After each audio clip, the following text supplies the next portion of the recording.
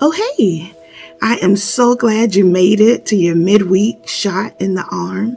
And today's shot is pace. You ready? Let's go. So pace, simply put, is a rate of movement. It is the speed at which something or someone moves. And y'all already know we're going straight to our instruction manual. Today, excuse my voice, I'm going to be reading from Mark chapter 5, all right, verses 21 through 29, and it's going to be from the English Standard Version. And when Jesus had crossed again in the boat to the other side, a great crowd gathered about him, and he was beside the sea. Then came one of the rulers of the synagogue, Jairus by name, and seeing him, he fell at his feet and implored him earnestly, saying, "My little daughter is at the point of death.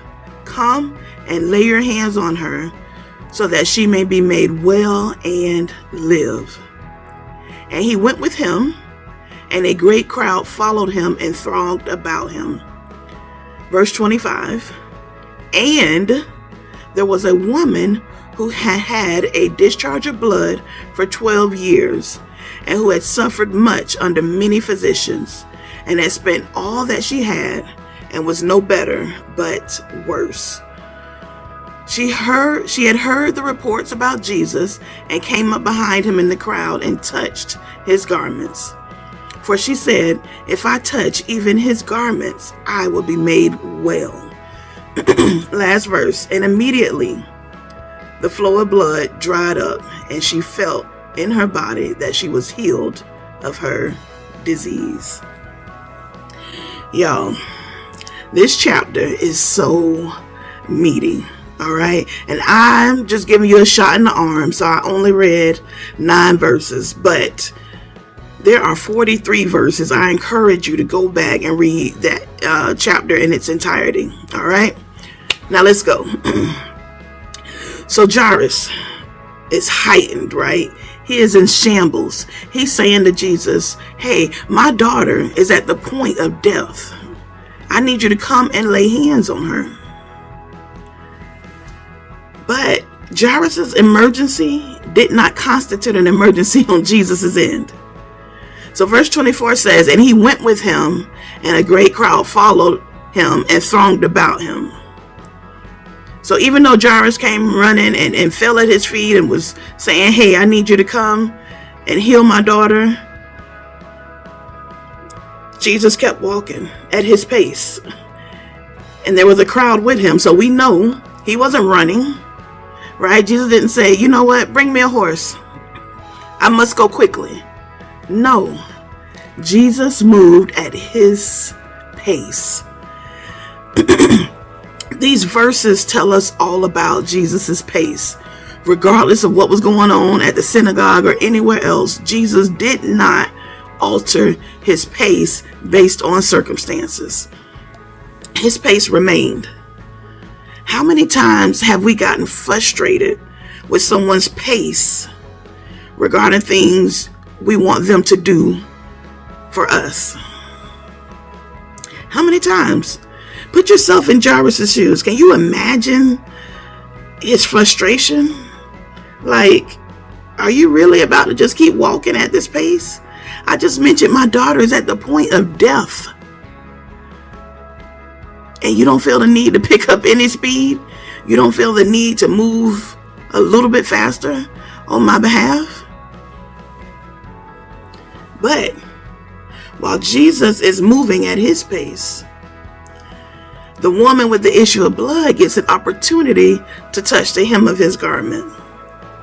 The woman had been stricken for 12 years, bleeding profusely like that. The way that she was bleeding, it makes you weak. It makes you nauseous, unable to move quickly, if at all.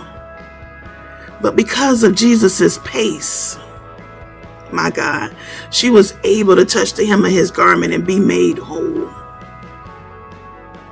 Are y'all hearing me? Now, what if Jesus started running as soon as Jairus sounded the emergency alarm?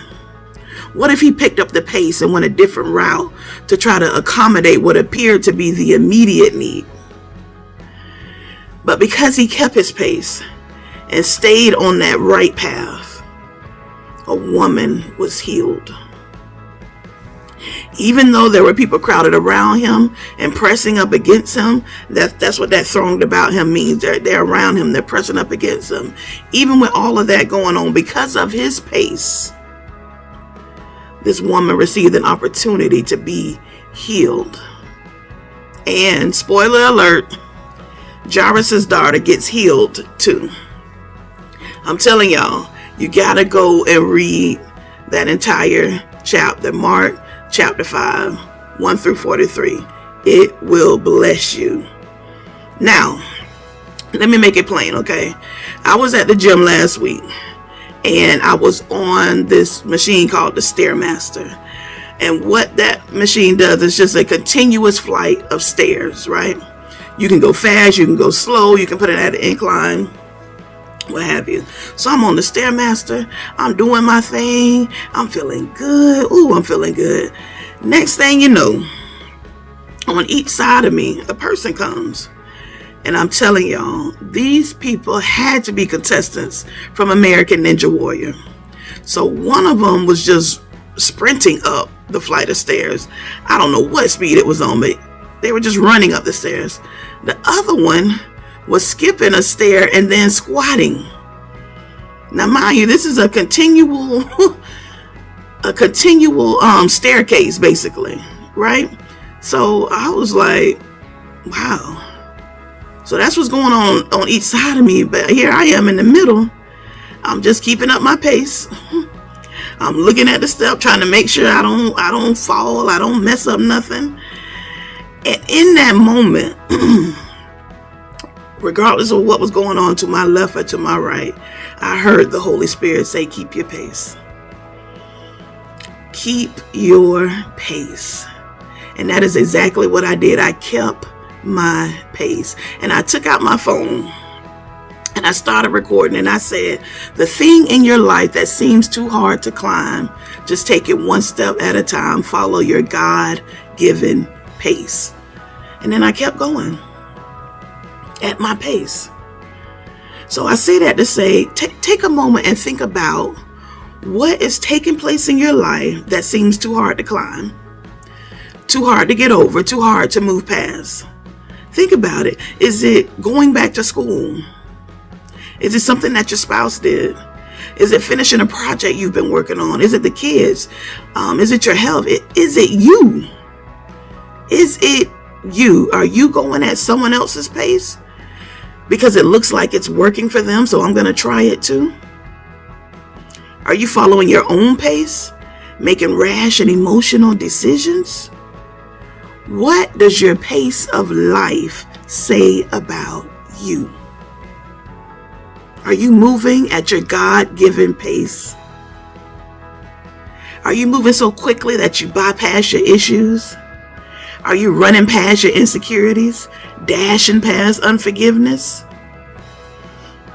Listen, there is purpose attached to your pace. There is purpose attached to your pace. Look at Mark 5. The woman with the issue of blood was able to touch the hem of Jesus's garment because he was going at a pace that allowed her to be healed. There was purpose attached to his pace.